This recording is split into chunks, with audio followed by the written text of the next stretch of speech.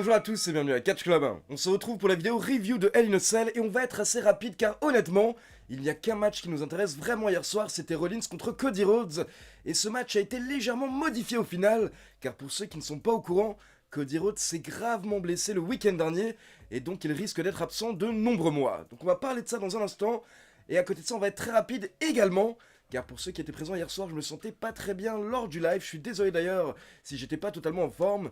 Et il faut savoir qu'aujourd'hui, je me suis réveillé avec un peu plus de 38,5 de fièvre. Ça ne descend pas depuis des heures, je sais pas trop quoi faire. J'ai fait un autotest Covid, mais il était négatif, donc je ne sais pas ce que j'ai. Et je vais tenter de ne pas vomir durant cette review. Donc pour info, tout a commencé samedi soir, car la WWE tenait un live event où on devait avoir Cody Rhodes contre Seth Rollins. Mais la WWE a annoncé aux fans sur place que Cody ne pourrait pas catcher car il est blessé et donc il va être remplacé par Drew McIntyre. Donc pour info, Drew McIntyre a battu Seth Rollins et ensuite à la fin du match, Cody Rhodes a tout de même fait son apparition et il y a eu une petite course-poursuite avec Rollins. Donc plusieurs médias américains ont commencé à s'inquiéter par rapport à la potentielle blessure de Cody et quelques heures avant le pay-per-view hier soir, c'est tonton Dave Meltzer qui nous a sorti le scoop car Dave Meltzer nous a expliqué que d'après ce qu'il a entendu samedi soir, apparemment, les bruits, les rumeurs en coulisses étaient que Cody Rhodes s'est blessé tout seul en faisant de la musculation et il souffrirait d'une déchirure du muscle pectoral. Et donc même s'il a souvent tort, et bien hier soir, Dave Meltzer avait totalement raison, car lors du kick-off de Hell in a Cell, la WWE nous confirme la blessure de Cody Rhodes, et il nous explique qu'à la base, il s'est blessé lundi dernier lors de Raw quand il est en train de se battre avec Seth Rollins, et donc lundi à Raw, il aurait souffert d'une rupture partielle du muscle pectoral, et ensuite, fin de semaine, Cody a fait de la musculation, il s'entraînait pour Hell in a Cell, et là, il a aggravé sa blessure, et donc c'est devenu une déchirure totale du muscle pectoral. La WWE nous explique que le tendon s'est arraché de l'os, donc là, vraiment, tout est cassé. Mais ce qui est incroyable, c'est que malgré cette blessure qui est plutôt grave, la WWE nous confirme que Cody Rhodes va tout de même catcher lors du main event de Hell in a Cell, dans un Hell in a Cell match face à Seth Rollins. Donc là, forcément, on attendait tous avec impatience le main event pour voir dans quel état était Cody. Donc on enchaîne avec les résultats et on a démarré avec un excellent match pour le titre féminin de Raw, avec Bianca Belair qui a conservé son titre face à Asuka et Becky Lynch. Et la foule était ravie. Je rappelle que hier soir on était à Chicago, donc forcément on avait une foule qui était bien chaude. Et ce qui est intéressant, c'est qu'à la fin du match, Becky Lynch était en train de dominer et elle a porté son Manhandle Slam à Asuka, donc elle allait remporter le match. Mais là, Bianca Belair est intervenue juste au bon moment pour se débarrasser de Becky Lynch. Et donc elle n'avait plus qu'à effectuer le tombé sur Asuka qui était KO pour la victoire. Donc Bianca Belair qui a un petit peu volé la victoire de Becky hier soir. Du coup, Becky était enragée après le match. Ensuite, on passe en coulisses et on retrouve MVP avec Omos qui sont en train de discuter par rapport à leur handicap match qui va avoir lieu dans un instant face à Bobby Lashley. Mais là, ils sont rejoints par Cedric Alexander. Cedric Alexander qui propose son aide, il propose des plans à MVP. Mais là, MVP lui fait comprendre que c'est terminé, ils ne sont plus associés, et donc ils n'ont plus besoin de Cedric Alexander. Et là, Omos lui dit de dégager. Du coup, devinez ce qui se passe. Lors du handicap match, Cedric Alexander est bien intervenu, mais pour sauter sur Omos. Du coup, Omos l'a chopé et il l'a fait passer par-dessus la troisième corde. Mais Omos a été distrait pendant quelques instants, et quand il s'est retourné, Bobby Lashley a pu lui porter un spear pour la victoire. Donc belle victoire de Lashley hier soir, grâce à l'aide de Cedric Alexander. Et du coup, on va dire que cette intervention a un petit peu protégé Omos et MVP dans la défaite. Et quelques instants plus tard, on a Lashley qui croise Alexander en coulisses. Et donc là, Alexander explique qu'il n'est pas intervenu pour aider Bobby Lashley, mais il est intervenu pour s'aider lui-même, car il en a marre de se faire maltraiter par MVP, Omos et tous les autres. Donc dorénavant, il veut stand up, il veut se défendre. Et là, on voit que Bobby Lashley apprécie le nouveau comportement de Cedric Alexander. Mais Bobby Lashley prévient tout de même Alexander de ne plus jamais intervenir dans un de ses matchs. Mais il l'a dit avec le sourire. Donc apparemment, Bobby Lashley aime bien à nouveau Alexander. Et Alexander est en train de redevenir petit à petit un face. On continue avec Kevin Owens qui était en mission hier soir car il n'en peut plus d'Ezekiel depuis des semaines. Il n'arrête pas de nous répéter que Ezekiel est Elias. Donc hier soir, les deux catcheurs s'affrontaient et pendant tout le match, pendant que Kevin Owens était en train de s'acharner sur son adversaire, il n'arrêtait pas de gueuler et il demandait à Ezekiel d'avouer qu'il est Elias. Mais bien entendu, Ezekiel n'a rien avoué du tout. Et donc au final il s'est pris un stunner et c'est Kevin Owens qui a bien remporté le match. Donc après le match on peut voir que Kevin Owens est ravi, il est heureux et il dit à la caméra que ici c'est chez lui et il est le meilleur, il est le best in the world. Mais par contre Kevin Owens ne nous a toujours pas prouvé que Ezekiel et Elias.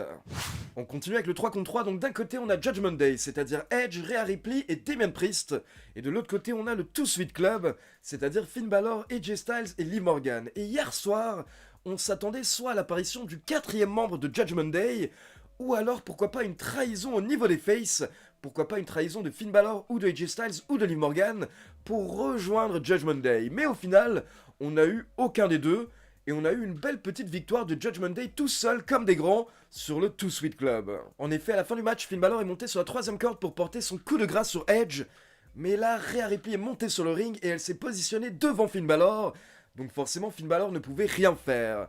Liv Morgan est intervenu pour se débarrasser de Rhea Ripley, mais derrière, quand Finn Balor a tenté son coup de grâce, Edge l'a évité et il a enchaîné avec un spear pour la victoire. On enchaîne avec Happy Corbin contre Matt Camos dans un No Holds Barred match, et c'était l'occasion hier soir pour Matt Camos d'enfin pouvoir se venger contre le tyran Corbin. Et donc à la fin du match, Matt Camos s'est acharné sur son adversaire avec des coups de chaise. Puis comme ce que Corbin lui avait fait il y a quelques semaines, Matt Camos a placé une chaise autour de la tête de Baron Corbin, ou plutôt de Happy Corbin, et ensuite Matt Camos est allé chercher les escaliers en métal, et il les a jetés sur la chaise qui était autour de la tête, autour de la nuque de Corbin. Et donc derrière, Matt Camos n'avait plus qu'à effectuer le tombé pour la victoire, et pour enfin obtenir sa vengeance. Donc belle victoire pour Matt Camos.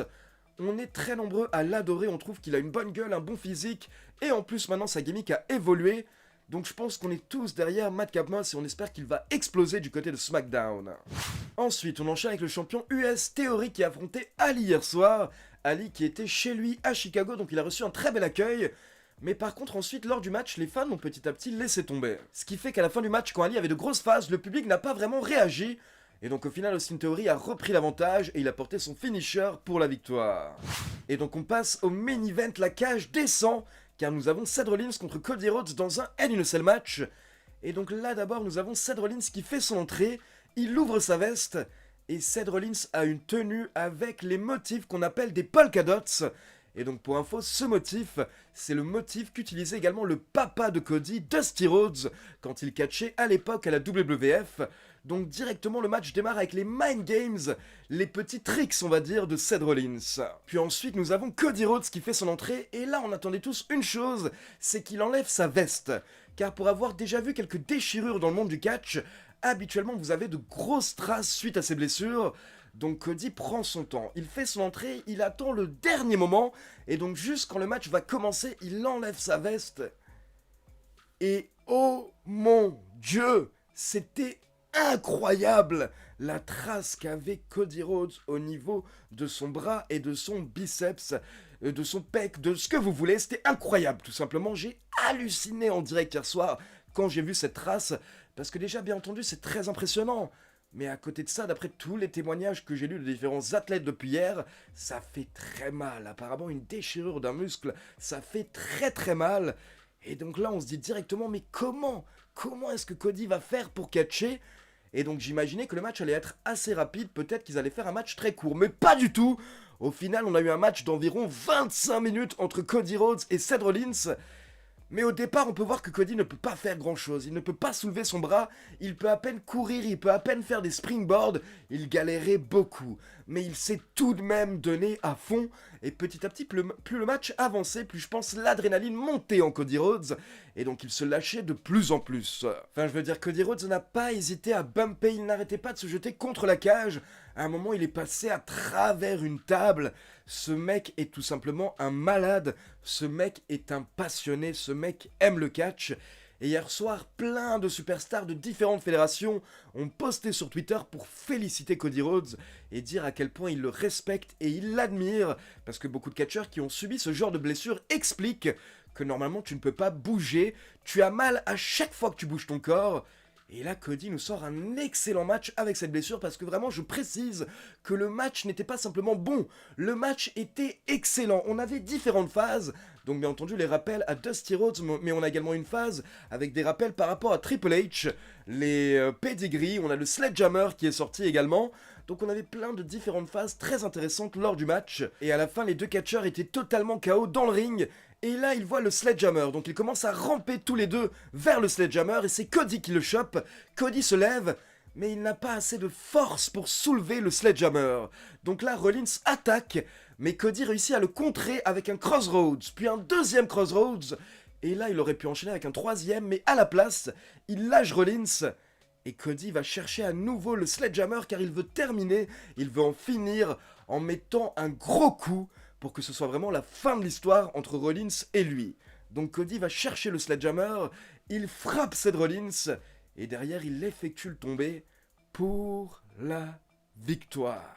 Donc tout simplement bravo, chapeau, respect à Cody Rhodes parce que ce qu'il a fait hier soir était incroyable. Et donc pour info, depuis hier on a quelques nouvelles informations par rapport à la blessure de Cody Rhodes. Donc d'abord, je sais qu'il y a beaucoup de personnes qui se demandent comment est-ce que Cody Rhodes a pu recevoir le feu vert des médecins hier soir pour catcher. Eh bien sachez que Cody Rhodes a bien reçu le feu vert des médecins car en fait sa blessure est une rupture totale du muscle pectoral et donc elle ne peut plus s'aggraver d'après le média américain WrestlingNews.co. C'est donc pour cette raison que la WWE a laissé catcher Cody Rhodes, car quoi qu'il arrive, il ne pouvait pas plus se blesser, en tout cas au niveau de son muscle pectoral. Et le média WrestlingNews.co nous précise que si ça avait été une rupture partielle, à ce moment-là, il n'aurait sûrement pas reçu le feu vert des médecins, car il aurait pu aggraver sa blessure. Mais comme je vous l'ai dit, comme c'était une déchirure totale, il n'y avait pas de risque qu'il aggrave sa blessure. À côté de ça, tous les médias américains ont précisé que la WWE n'a absolument pas forcé Cody Rhodes à catcher hier soir. Cody avait totalement le choix, soit il pouvait catcher, soit la WWE aurait trouvé une solution de rechange, de remplacement, mais c'est Cody Rhodes qui a lui-même insisté pour catcher, et il a même expliqué après Hell in a Cell, car pour info, après le main event, il a pris le micro, une fois que les caméras ne filmaient plus, et il a expliqué au public qu'il ne pouvait pas refuser le fait de main eventer Hell in a Cell à Chicago. Donc c'est bien Cody qui a pris la décision de catcher hier soir. Et donc aujourd'hui on a eu deux nouvelles mises à jour par rapport à Cody Rhodes. Donc d'abord, nous avons le média américain WrestleVotes qui nous a précisé que forcément hier soir, les officiels et les producteurs étaient admiratifs devant la prestation de Cody et de Seth Rollins. Et à côté de ça, à l'instant, nous avons le média américain Fightful qui nous a précisé que d'après leurs sources, Cody Rhodes devrait se faire opérer ce jeudi, mais avant ça, il devrait être présent ce soir lors de Raw pour nous parler un petit peu de sa blessure. Et Fightful précise également que des catcheurs comme Triple H ou Elias ont subi le même type de blessure que Cody Rhodes, et de leur côté, il leur avait fallu 5 mois pour s'en remettre. Donc on verra par rapport à Cody, ça peut prendre 4-5 mois, tout comme ça peut prendre 11-12 mois. Donc actuellement, on ne sait pas combien de temps il sera absent. Maintenant, la grande question pour la WWE, c'est comment remplacer Cody alors que Cody était en train de remplacer Roman Reigns. Car je rappelle que depuis que Roman Reigns a signé son nouveau contrat, il est moins souvent présent, il a été retiré de pas mal de shows, notamment des pay-per-view comme Hell in a Cell, et habituellement sur les posters et sur la carte, Roman Reigns est remplacé par Cody, c'est Cody qui devient la tête d'affiche quand Roman Reigns n'est pas là. Mais le problème c'est que maintenant Roman Reigns n'est pas là, et Cody risque d'être absent pendant plusieurs mois, donc comment on fait ? Comment on fait alors qu'en plus on est dans une période où on a très peu de main eventers du côté de la WWE. Donc là ça risque d'être vraiment compliqué si Roman Reigns n'est toujours pas à SmackDown et qu'en plus Cody n'est plus à Raw. En gros la WWE va uniquement compter principalement sur Seth Rollins et Drew McIntyre. Et je pense que ça ne peut pas suffire pour avoir des shows divertissants chaque semaine. Donc pourquoi pas essayer de re-signer quelqu'un qui n'est plus sous contrat, quelqu'un que la WWE avait viré ces derniers mois ou ces dernières années. Je pense à des Cesaro, je pense à The Fiend, mais en tout cas il faut faire quelque chose pour essayer d'aider le roster principal de la WWE, car là ils viennent de perdre leurs deux top stars. Et donc juste pour finir, par rapport à The Fiend, je tiens à préciser qu'il n'y avait aucune rumeur par rapport à un potentiel retour de The Fiend hier soir, mais en fait c'était simplement les fans qui s'étaient emballés tout seuls suite au dernier message que The Fiend avait posté sur Twitter.